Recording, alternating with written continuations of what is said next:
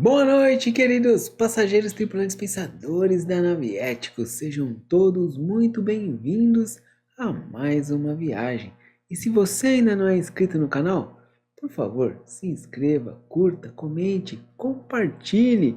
Nos ajude aí a alçar voos cada vez mais altos, alcançando mais pessoas, levando reflexão, discernimento e, acima de tudo, a palavra de Deus.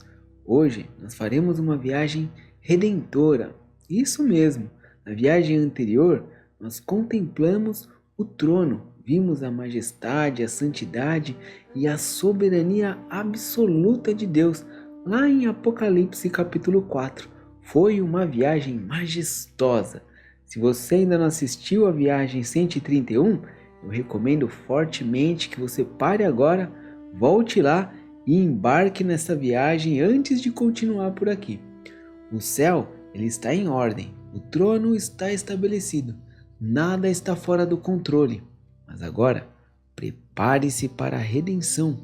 O capítulo 4 mostrou soberania, mas o capítulo 5 nos revelará o Redentor. João, ele vê algo na mão direita daquele que está sentado no trono. Um livro escrito por dentro e por fora, selado com 7 selos. Ao vencedor o trono. E o vencedor aqui é Cristo. Agora, aperte os cintos porque a nossa nave vai decolar. E nós iniciaremos essa viagem com o versículo 1 de Apocalipse capítulo 5, que diz assim: Então, na mão direita daquele que estava sentado no trono, vi um livro, escrito por dentro e por fora e lacrado com 7 selos. João vê um rolo completamente escrito, nada em branco, nada incompleto, escrito por dentro e por fora, o que indica plenitude. Não há acréscimos, o plano está completo, mas está selado com 7 selos, o número da plenitude divina. Esse livro representa o que, na verdade? Aqui surgem diversas interpretações escatológicas. Os dispensacionalistas, eles entendem como o título da propriedade da terra e o plano dos juízos finais que culminarão no reino milenar literal. Os historicistas, eles veem como o desenrolar progressivo da história da igreja ao longo dos séculos. Os idealistas, eles interpretam como o decreto soberano de Deus sobre a redenção e juízo de todos os tempos. Já os preteristas, eles associam aos eventos do primeiro século, incluindo o juízo sobre Jerusalém e o Império Romano. As aplicações aqui, elas variam, mas todas concordam em algo que é fundamental. É o plano soberano de Deus para consumar a história. Sem a abertura, não há consumação. E sem consumação, a história ela fica suspensa. E chegamos então aos versículos 2 e 3, que diz assim: Vi um anjo poderoso que perguntava em alta voz: Quem é digno de romper os selos deste livro e abri-lo? Mas não tinha ninguém no céu, nem na terra, nem debaixo da terra que pudesse abrir o livro e lê-lo. Nenhum anjo, nenhum patriarca, nenhum profeta, nenhum apóstolo, nenhum imperador, nenhum sistema religioso. Ninguém que fosse digno desta tarefa. Então, no versículo 4, João começa a chorar. Comecei a chorar muito, pois não se encontrou ninguém digno de abrir o livro e lê-lo. Aqui, o choro de João, ele é profundamente teológico. Se ninguém é digno, o mal não será julgado, a injustiça ela não será corrigida, a promessa não será cumprida e a redenção não será consumada.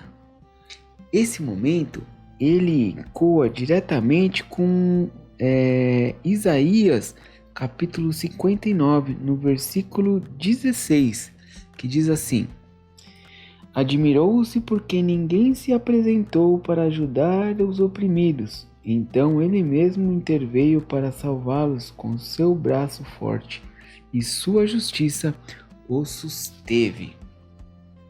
A humanidade, ela não pode salvar a si mesma.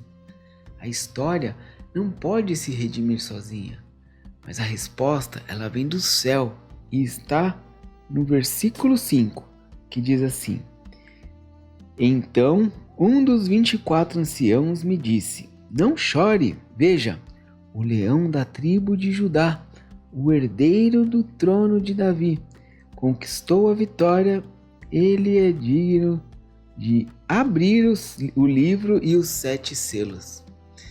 A palavra central aqui é conquistou a vitória. O leão da tribo de Judá é uma referência direta à passagem de Gênesis, capítulo 49, versículos 9 e 10, que diz assim: Judá, meu filho, é um leão novo que acabou de comer sua presa. Como o leão, ele se agacha, e como a leoa, se deita. Quem tem coragem de acordá-lo? O cetro não se afastará de Judá, nem o bastão da autoridade de seus descendentes, até que venha aquele a quem pertence, aquele que todas as nações honraram. O verdadeiro vencedor, ele não é Roma, não é César, não é qualquer sistema humano. É Cristo, o leão da tribo de Judá. Mas, quando João olha, há uma surpresa ali no versículo 6 que diz: Então vi um cordeiro que parecia ter sido sacrificado, mas que agora estava em pé entre o trono e os 4 seres vivos e no meio dos 24 anciãos. Tinha 7 chifres e 7 olhos, que representam os 7 Espíritos de Deus enviados a todas as partes da terra. Ele ouve leão, mas quando olha, vê um cordeiro. Aqui está o coração da viagem redentora. O leão venceu sendo cordeiro. E essa é uma referência direta a Êxodo, capítulo 12, no versículo 13, que diz assim: Mas o sangue nos batentes das portas servirá de sinal e marcará as casas onde vocês estão. Também remete a Isaías 53, 7, que diz: Ele foi oprimido e humilhado, mas não disse uma só palavra. Foi levado como cordeiro para o matadouro, como ovelha muda diante dos tosqueadores, mas não abriu a boca. O trono é ocupado por quem venceu morrendo, e isso redefine o conceito de poder, porque o mundo diz que quem vence é quem domina, mas o céu diz que quem vence é quem se entrega. Mas a cena continua no versículo 7. Ele deu um passo à frente e recebeu o livro da mão direita daquele que está sentado no trono. Esse versículo é breve, mas é monumental. O cordeiro se aproxima. Não há disputa, não há tensão, não há resistência. Ele simplesmente recebe. E isso revela a harmonia perfeita dentro da Trindade. Não inferioridade, mas distinção funcional dentro do plano redentor. Não é uma conquista forçada, é a autoridade delegada. Essa cena, ela está ligada claramente com Daniel capítulo 7, nos versículos 13 e 14, que diz assim: Depois, em minha visão, naquela noite, vi alguém semelhante a um filho de homem, vindo com as nuvens no céu. Ele se aproximou do ancião e foi conduzido à sua presença. Recebeu autoridade, honra e soberania para que povos de todas as raças, nações e línguas lhe obedecessem. Seu domínio é eterno, não terá fim. Seu reino jamais será destruído. Em Daniel, o Filho do Homem recebe o domínio. Em Apocalipse 5, o Cordeiro recebe o livro. É o mesmo momento sobre outra perspectiva. E isso também se conecta com o Salmo capítulo 2, versículo 8, que diz assim: basta pedir e lhe darei as nações como herança, a terra inteira como sua propriedade. E também faz referência à declaração que Jesus dá aqui em Mateus capítulo 28, versículo 18. Toda a autoridade me foi dada no céu e na terra. Aqui não é o início da autoridade de Cristo, é o início da execução escatológica do plano redentor. Quanto às interpretações, os dispensacionalistas entendem que aqui começa formalmente o processo que levará à abertura dos selos e aos juízos da tribulação. Os idealistas veem como um símbolo da autoridade contínua de Cristo sobre a história. Já os historicistas, eles interpretam como o início do desenrolar histórico do plano divino que era da Igreja. Os preteristas associam a execução do juízo histórico contra Jerusalém e Roma no primeiro século. O que todos concordam aqui é que Cristo recebe a autoridade executiva sobre o desenrolar da história. O livro sai da mão do Pai e é confiado ao Filho, e isso muda tudo. E também nos remete a uma frase marcante do filme Rocky Balboa, de 2006, olha só, já faz 20 anos, né? Que também vem de um diálogo entre pai e filho. Essa frase ela foi dita aí num diálogo entre Rocky, né, e o seu filho. E ela é mais ou menos assim. Não é sobre o quanto você bate, é sobre o quanto você aguenta apanhar e continuar. Esse filme ele é o 6º da série Rocky, né? Foi escrito, dirigido e estrelado pelo Sylvester Stallone. Essa frase ela está num diálogo épico do Rocky com o seu filho, já adulto, lidando com a responsabilidade de ser filho de uma lenda do boxe e sentindo o peso da sombra do pai sobre a sua própria vida. O menino, né, o homem já, né, o filho dele, está preocupado com a repercussão da volta do pai aos ringues e o quanto isso afeta a sua reputação, já que o pai está sendo motivo de chacota, né, por já estar velho e sem condições de praticar o esporte. Mas o pai o exorta com muita sabedoria. E essa é uma cena que todos deveriam assistir. Eu particularmente gosto muito e de todos, na verdade, né? Mas isso tem um fundamento bíblico muito profundo, que está lá em Tiago capítulo 7, que diz assim: portanto, submetam-se a Deus, resistam ao diabo e ele fugirá de vocês. Resistência começa com submissão. E essa resistência não é vazia, ela está ancorada na vitória consumada de Cristo. Jesus declarou lá em João, no capítulo 16, no versículo 33, ele diz assim: eu lhes falei tudo isso para que tenham paz em mim. Aqui no mundo vocês terão aflições, mas animem-se, pois eu venci o mundo. Nós resistimos porque ele venceu. Nós perseveramos porque a vitória já foi estabelecida na cruz. A vitória do Cordeiro foi resistência até o fim. Ele não desceu da cruz, ele suportou, ele venceu, não esmagando Roma, mas vencendo o pecado. Então, no versículo 8, a adoração ela muda de foco. Quando o Cordeiro recebeu o livro, os 4 seres vivos e os 24 anciãos se prostraram diante dele. Cada um tinha uma harpa e taças de ouro cheias de incenso, que são as orações do povo santo. No capítulo 4, eles adoravam o Criador. Agora, eles se prostram diante do Cordeiro.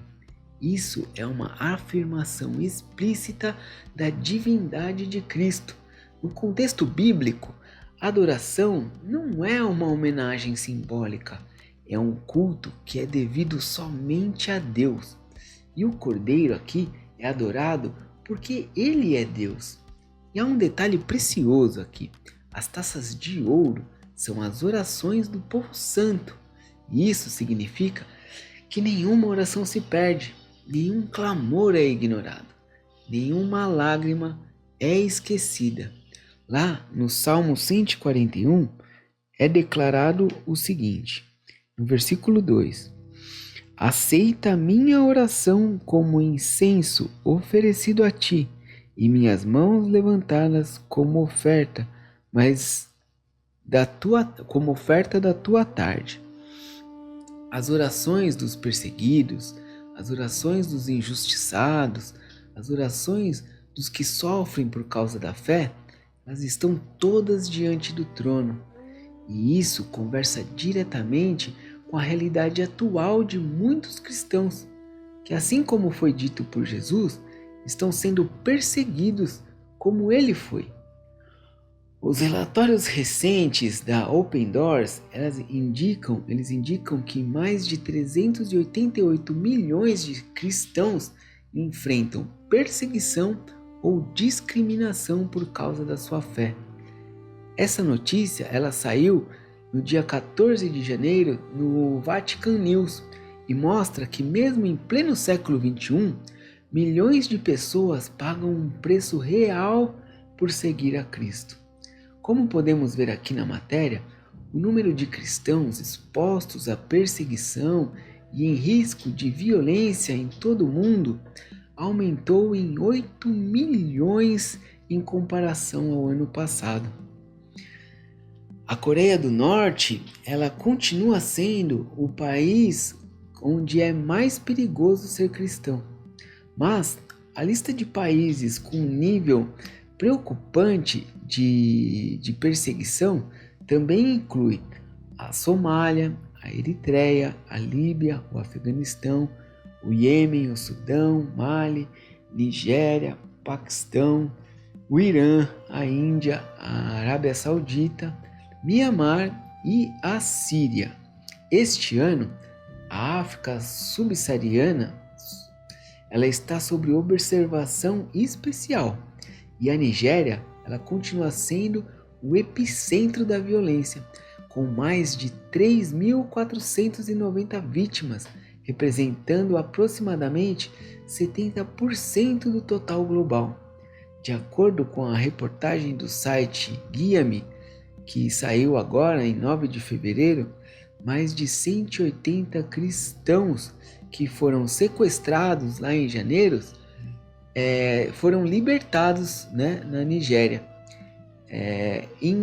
Isso aconteceu em Kaduna, onde centenas de fiéis foram sequestrados durante cultos num ataque de janeiro, que é o mais recente, sequestro em massa em meio a toda essa onda de violência aí dos grupos extremistas na Nigéria. Esses grupos extremistas são grupos armados de etnia Fulani, de maioria muçulmana, que atuam principalmente nas regiões norte e central do país, promovendo violência contra comunidades cristãs e realizando sequestros para exigir resgates. E isso nos confronta diretamente, pois aqui no Brasil nós tivemos recentemente no Carnaval debates calorosos envolvendo críticas à família tradicional brasileira conservadora. No desfile da escola de samba lá, Acadêmicos de Niterói, que tinha como samba enredo aí uma homenagem ao Lula, como está aqui na matéria da Veja, aqui no dia 26 de fevereiro, o desfile ele causou tensões grandes aí entre adeptos de religiões de matriz africana e cristãos de diferentes denominações, com acusações mútuas, pois o carnaval brasileiro ele é um exemplo máximo de sincretismo cultural e religioso, pois funde tradições europeias, africanas e indígenas. E para tratar desse assunto é preciso muito cuidado e muita maturidade espiritual. Enquanto alguns se sentem oprimidos pelo discurso cristão aqui no Brasil, em partes da África, cristãos estão sendo mortos por professarem Cristo. E isso nos ensina algo profundo, pois a disputa religiosa ela não redime ninguém. E a verdade ela não precisa de agressão para prevalecer. Jesus ele declarou lá em João, no capítulo 14, no versículo 6, uma frase que é muito famosa, que diz assim: Eu sou o caminho, a verdade e a vida. Ninguém pode vir ao Pai senão por mim. Afirmar a verdade não é violência. A violência nunca foi um método do reino. Violência é usar o poder para silenciar. Em Apocalipse 5, não mostra um leão esmagando povos, mostra um cordeiro que foi morto. Daniel já havia antecipado isso, essa perseguição aos santos, lá no capítulo 7 do seu livro, mas também anunciou que o julgamento pertence ao ancião de dias, que é o próprio Deus. O livro ele está na mão de Deus, e as orações daqueles que sofrem, seja na África ou em qualquer parte do mundo, elas também estão diante de Deus. Nada está fora do seu controle. Então, nos versículos 9 e 10, nós temos uma adoração daquele que é digno. E diz assim: Então, entoavam um cântico novo com estas palavras: Tu és digno de receber o livro, abrir os selos e lê-lo, pois foste sacrificado e com teu sangue compraste para Deus pessoas de toda a tribo, língua, povos e nação. Tu fizeste delas um reino de sacerdotes para o nosso Deus, e elas reinarão sobre a terra. No capítulo 4, eles estavam o adorando como Criador. Agora aqui no capítulo 5, eles estão adorando como Redentor. Ele é digno porque foi morto, não porque conquistou território, mas porque comprou pessoas com o próprio sangue. O reino não é apenas soberania, o reino é redenção. E nós vemos isso no filme Quase Deuses, de 2004, que foi produzido pela HBO e dirigido por Joseph Sargent. O filme é estrelado por Alan Rickman e Mos Def. Também foi baseado em fatos reais e retrata a parceria entre o cirurgião Alfred Blalock e Vivian Thomas, que é um técnico brilhante que, mesmo sem formação médica formal, desenvolveu procedimentos pioneiros para salvar bebês com cardiopatias congênitas. Mas há uma camada mais profunda na história. Vivian Thomas era um homem negro da África, um homem negro na América segregacionista, sem reconhecimento, sem prestígio, sem título acadêmico. Ele trabalhava nos bastidores, errava, tentava novamente e persistia. A técnica que salvou vidas nasceu de fracassos acumulados e perseverança silenciosa. E isso ecoa profundamente com o Apocalipse capítulo 5. O Cordeiro, ele não aparenta força imperial, ele aparenta fragilidade, mas é ele quem salva. O mundo valoriza títulos, já o reino valoriza fidelidade. O mundo ele valoriza a posição, mas o reino valoriza a perseverança. Em Quase Deuses, a vitória não vem por meio de imposição. Ela vem por resistência paciente à vida, para que a vida seja preservada. Em Apocalipse 5, o Cordeiro ele não vence esmagando Roma, ele vence suportando a cruz. A vitória do céu ela não é barulhenta, ela é redentora. ao vencedor o trono. Mas o vencedor, ele venceu suportando. A vitória não é imediata, ela é construída em meio a tensão, dúvida e perseverança. Apocalipse 5 mostra algo semelhante. O cordeiro não parece vencedor, mas ele é. O mundo, ele celebra resultados imediatos. O reino honra a perseverança silenciosa. Novamente, vamos encerrar a nossa viagem em clima de louvor. Nos versículos de 11 a 14, nós temos uma explosão de adoração. E diz assim: Então olhei novamente e vi as vozes de milhares e milhões de anjos ao redor do trono, e também dos seres vivos e dos anciãos. Cantavam com forte voz: Digno é o Cordeiro que foi sacrificado, de receber poder e riqueza, sabedoria e força, honra, glória e louvor.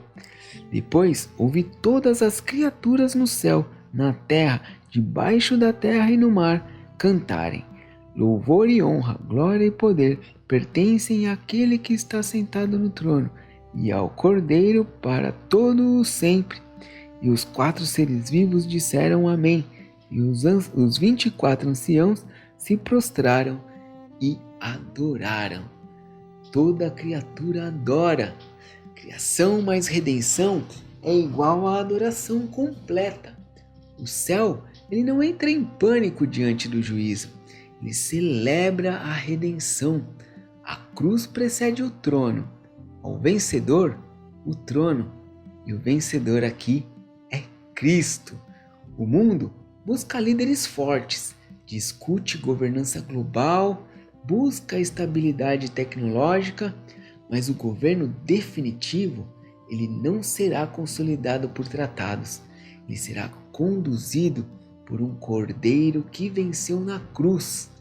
E, se ele venceu, há esperança para quem está em crise. Se ele é digno de abrir o livro, a história ela não está perdida. A pergunta aqui não é quem governará o mundo. A pergunta é: você pertence ao Cordeiro? Hoje não estamos fazendo uma viagem de contemplação. Estamos numa viagem de rendição. E se você compreende isso tudo e quer se render também a Cristo, ore agora comigo.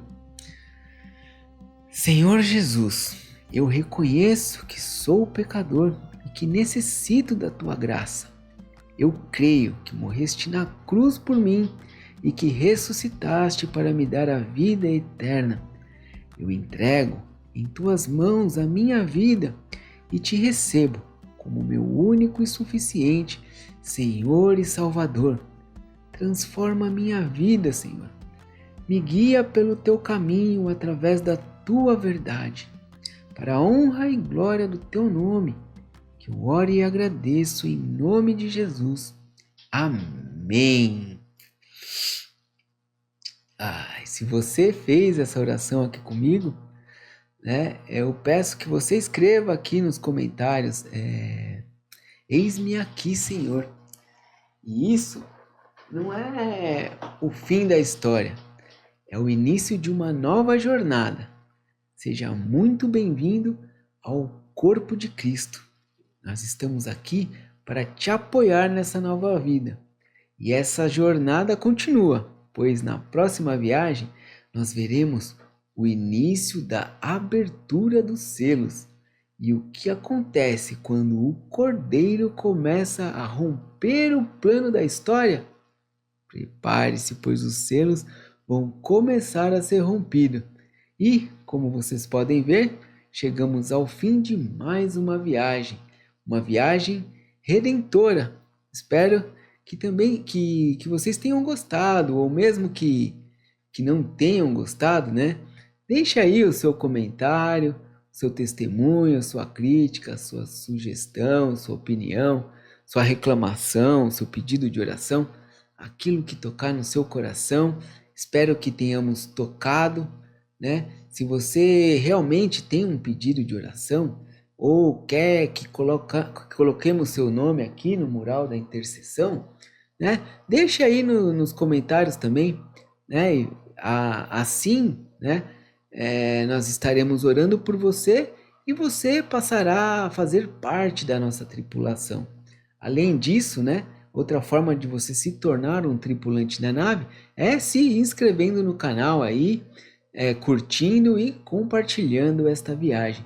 Se você chegou aqui até o final, eu peço que você ouça a musiquinha de encerramento e nos diga aí nos comentários o que ela significa ou o que ela te faz lembrar aí, que mensagem que ela traz para você. Agora, não esqueçamos jamais, melhor do que sermos céticos, é sermos éticos. Fiquem com Deus e até a próxima viagem.